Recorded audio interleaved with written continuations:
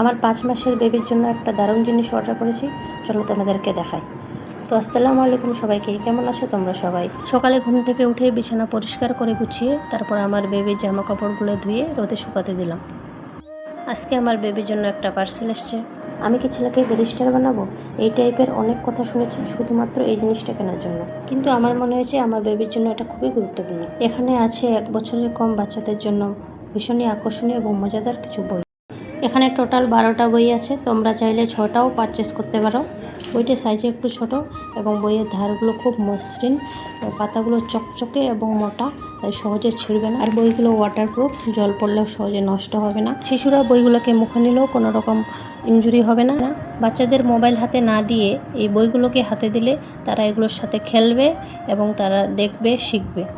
প্রাণবন্ত চিত্র এবং প্রয়োজনীয় বিষয়বস্তু সহ এই বইগুলি কৌতূহল, সৃজনশীলতা এবং অপরিহার্য দক্ষতা বৃদ্ধি করে, যা সন্তানের বিকাশের জন্য খুবই গুরুত্বপূর্ণ।